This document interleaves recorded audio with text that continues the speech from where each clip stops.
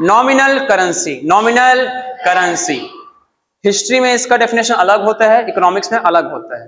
तो अभी हम हिस्ट्री के हिसाब से नॉमिनल करेंसी का मतलब समझेंगे तुगलक डायनेस्टी के समय का। ठीक है, तो इसमें बेसिकली बात की मोहम्मद बिन तुगलक, उसके हिसाब से नॉमिनल करेंसी उस टाइम के क्या था कि ये चाहता था गोल्ड और सिल्वर को सेव करना। क्या करना? सेव करना। तो अगर आप चांदी या सोना के सिक्के बनाओगे तो आपके पास रहेगा क्या सोना और चांदी स्टॉक में? नहीं रहेगा। तो इसलिए इसने इंट्रोड्यूस किया ब्रास के, ब्रॉन्ज के और कॉपर के सिक्के। ब्रास, ब्रॉन्ज, कॉपर, ये सिक्के इसने इंट्रोड्यूस किए।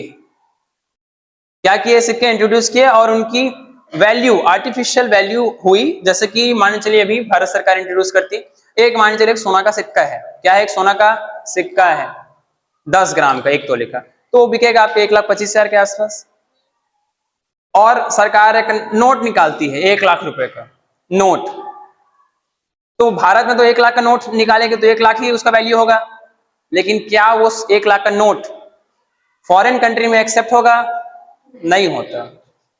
लेकिन आप जो गोल्ड खरीदे 10 ग्राम, वो अदर कंट्री में एक्सेप्ट होगा? होगा। तो यहां जो आर्टिफिशियल है उसका ये मतलब है कि अगर आप कॉपर का, ब्रॉन्ज का सिक्का बनाओगे तो उसका रियल वैल्यू नहीं है। क्या नहीं है? रियल वैल्यू नहीं है। अब जानते हो आप कॉपर वगैरह जो है जितना भी होगा, अभी एग्जैक्ट पता नहीं, बट 500-600 रुपए किलो ऐसी होगा। ठीक है, अब उसमें लिख दिया कि 300 रुपए का ये सिक्का है बोल के, तो उसके राज्य में तो 300 रुपए कहलाएगा तुगलक के, लेकिन वो दूसरे देश में कहलाएगा क्या? नहीं कहलाएगा। तो इसे कहा जाता है नॉमिनल करेंसी। क्या कहा जाता है? which don't hold the actual value, which don't hold the actual value और रियल वैल्यू।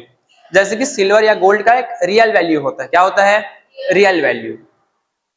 और ये जो आर्टिफिशियल वैल्यू का मतलब ये है, जैसे नोटबंदी हुआ तो नोट कागज के बराबर हो गया। किसके बराबर हो गया? कागज के बराबर। 500 और 1000 का नोट जान रहे हो ना आप लोग, तो वो है क्या है? आर्टिफिशियल वैल्यू है। अभी जो हम नोट रखते हैं वो क्या है? Artificial value.